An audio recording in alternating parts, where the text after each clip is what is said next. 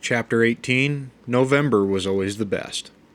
A lot of people figured November to be a middling, sad kind of month, with the trees showing naked against the leaden skies late in the afternoon, and the grass all crisp and brown from frost and the threat of winter, turning your ears red in the morning, and the evening cold making your nose run. The year has only one more month to live, and that is sad too, to some people.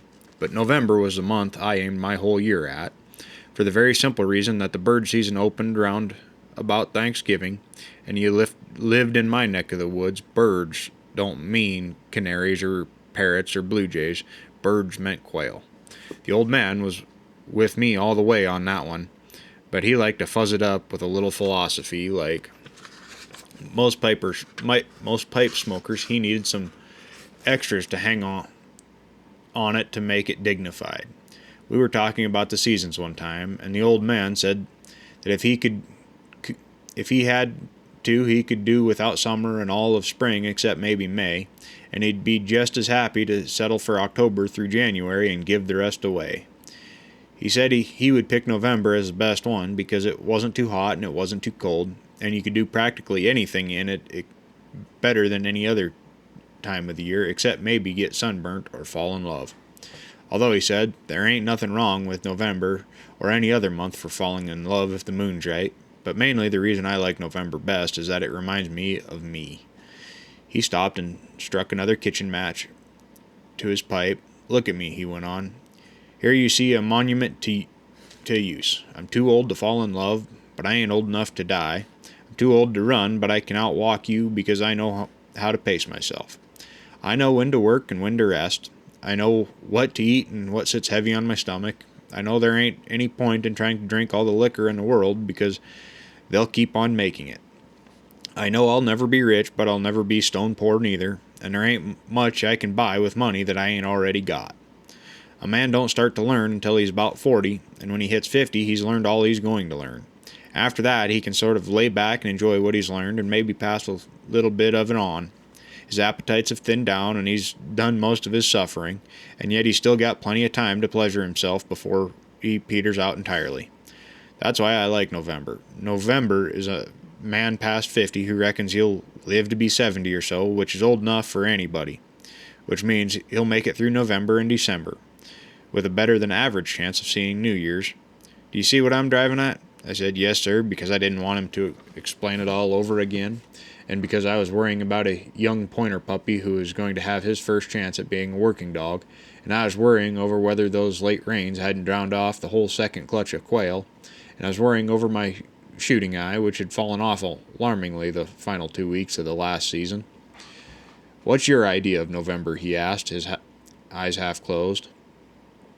I wanted to tell him it was mostly the opening of bird season and the Thanksgiving holidays, the persimmons wrinkled and ripe on the trees when the weather was real nice and it was hog killing time in the country, and the pumpkins looked yellow and jolly in the fields, and the sun set good and red, and a lot of other things, but I couldn't manage to squeeze it all out because I had no way with words. The bird season, I said. The old man looked at me and sighed, I reckon I ain't ever going to make no philosopher out of you. Let us go look at the guns and figure out where we best go tomorrow when she opens. The day and night before the opening of bird season lasts longer than anything, including the week before Christmas holidays. Awful, horrible thoughts keep you awake, such as will it be raining, or what if the dog gets hot noses, or the quail have all moved, and then the next morning dawns clear and bright with just the right breeze, and it's another 10 years until afternoon. I used to beg and coax to start in the morning, but the old man was stone set against it. There ain't no point in hunting in the morning, not quail, he said. They don't feed out until 9 or 10 o'clock, and later if it's cold, and maybe not at all if it's too hot or raining. And if they come out at all, they don't go far away from the branches, and they head back before you can get the dogs calmed down. You'll find you'll kill all of your quail in 2 hours between 3 and 5 o'clock, with very few exceptions. All-day hunting just tires you and the dogs, and if you do get lucky and find birds in the morning, you've got your limit and there ain't nothing to do in the afternoons. No, morning is a time for deer and ducks and turkeys, but the bobwhite's a late sleeping bird. So we would mess around all morning and then have us a light lunch about noon. By 2 o'clock we'd be where we had headed, with the dogs shivering and nipping from excitement and slobbering at the mouth, and me wishing I could. We had a lot of places where we hunted, but we usually started her off at the place called Spring Hill, which we had a lucky feeling for. After trying for 3 or 4 coveys closer in, just to let the dogs wet down all the bushes and get the damn foolishness out of their system. It is difficult, very hard to try to explain what a boy feels when he sees the dogs sweeping the brown pea fields and skirting the edges of the gallberry bays, or crisscrossing the fields of yellow, withered corn stalks, running like racehorses with their heads high and their tails whipping. And in that moment, after nearly a year of the first dog striking the first scent and the excitement communicating to the other dogs and all hands crowding in on the act, the trailers trailing, the winders sniffing high but slow now, and the final eggshell creeping, the tails going feverishly and the bellies low to the ground, pre-sagging a point. Then the sudden freeze, then the slight uncertainty that a minor change of course, and then the whiff, dead sure cock of head, which says plainly, the bird is here, boss, right under my nose, and now it's all up to you. The backstanders edge closer, especially the puppy, and the old man says sharply, whoa. You walk past the backstanders, and then up to the pointer, who is still stamped out of iron like an animal on a lawn, and you walk past him and kick, but nothing happens. At this moment, a blood pressure estimate would bust the machine that takes it. Your heart is so loud it sounds like a pile driver. There's something in your throat about the size of a football, and your lips are dry from the temperature you're running, which is maybe just under 110 degrees Fahrenheit. You're looking straight ahead of the dog, never down at the ground, and you're carrying your shotgun slanted across your chest, the stock slightly cocked under your elbow. Nothing happens. The dog changes the position of his head and creeps forward another 6 yards, and you come up behind him when he freezes again. This time he's looking right down at his forefeet, and when you walk past him, he jumps and the world blows up. The world explodes and a billion bits of it fly out in front of you, tiny brown bits with the thunder of Jove in each wing. They go in all directions, right, left, behind you, over your head, sometimes straight at you, sometimes straight up before they level. Then a miracle happens.